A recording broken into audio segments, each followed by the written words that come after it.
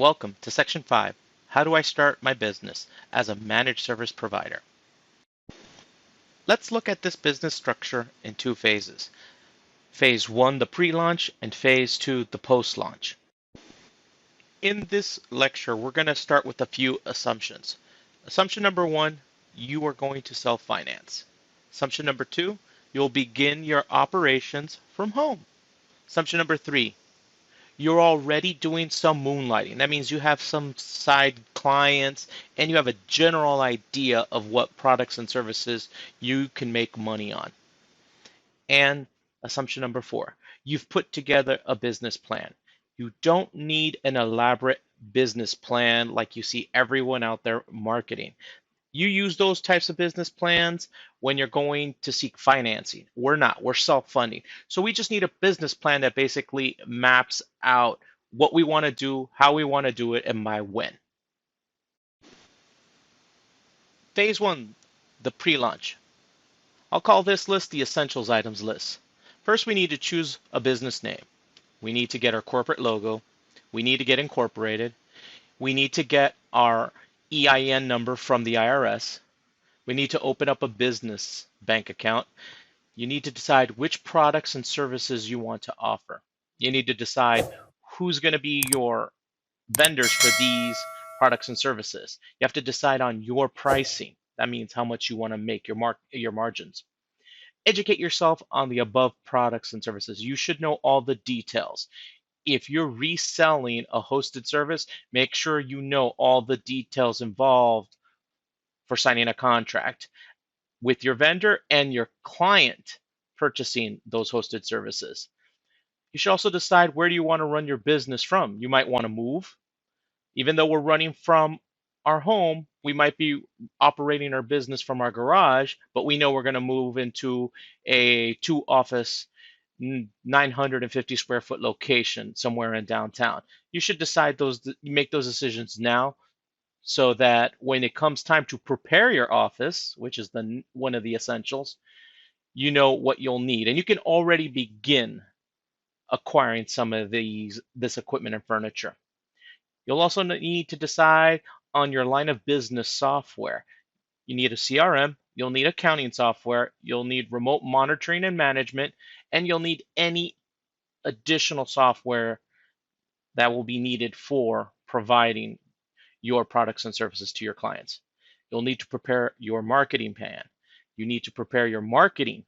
That means the collaterals, the letters, the website, your business cards, all those little components to marketing. And you want to do that now.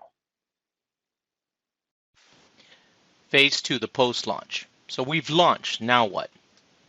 Get all your line of business software and services ready. Get all required insurance policies. Get all required business licenses. Execute your business plan and execute your marketing. Now is when we execute. An example, if we would have purchased the insurance right when we started in phase 1, all these months that we weren't using or required to have an insurance policy would have been money thrown out the window. They sometimes refer to money that's spent as burn. We would have gone through that burn. Business licenses. Depending on what area you are, you might need different types of business licenses, like county licenses. Those usually run from a fixed date on the calendar to the following year, not necessarily from January 1st to the following January 1st. So you also want to do some research and find out, do you need to buy the business license now? And if you do, how many months you have left of that lifetime? Usually business licenses are not prorated. So if you only have a month or two and they want you to pay the full amount, you might decide on waiting that month or two and then buy the business license to get the full 12 months out of it. Some strategic advice. If possible, start your business part-time and run it from home, thus allowing you the time you need to get all the pre-launch work done. Spend time here completing pre-launch items will save you the time lost backtracking to complete such items when you should be looking for business. Know your numbers. begin tracking your budget and expenses via an accounting software. Do not use a spreadsheet. Want to highlight that don't use a spreadsheet. You really should be already looking into an accounting software. When you interview accountants, you'll ask them, which do you use? A lot of them use QuickBooks or Quicken for small business. I've used both. They're excellent. There are now more options available that are hosted. They might be good, they might not be, but you'll need this time to start also evaluating those software. Another thing, when I say time spent in the post-launch that should have been spent in the pre-launch, that will hurt you financially. Because one thing we do not have, and that's the ability to create more time. Once we leave the pre-launch and we're in post-launch, all you should be doing is getting clients and doing billable hours or projects, anything that generates revenue. Because all that pre-launch work is already done. Anytime you need advertising or you need to sign a contract with a new client, you will already have that ready. You will not be losing money by spending time when it's more important to be out there working and generating income. Another piece of advice, forget about if you build it, they will come. I spent many, many months building these elaborate softwares. Well, to be honest with you, when I started, the availability of hosted software platforms that there is today wasn't there. So you kind of had to build it in-house. But now, forget about if you build it, they will come. No.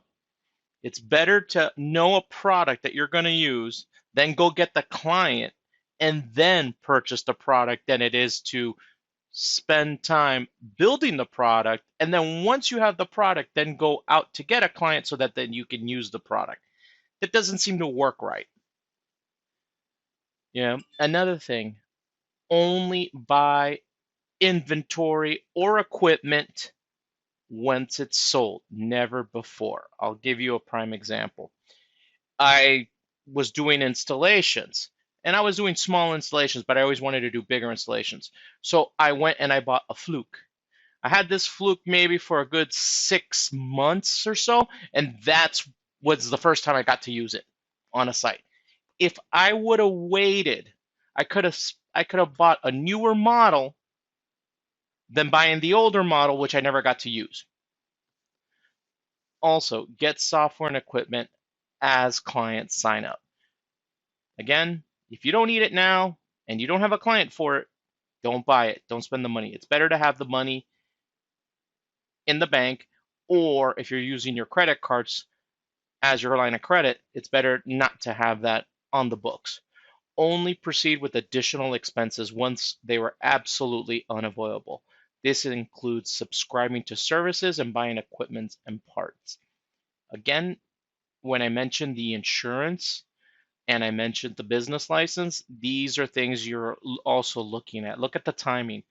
We want to get the maximum useful lifetime out of any subscription. Nowadays, it's rare that you find something that is fixed calendar.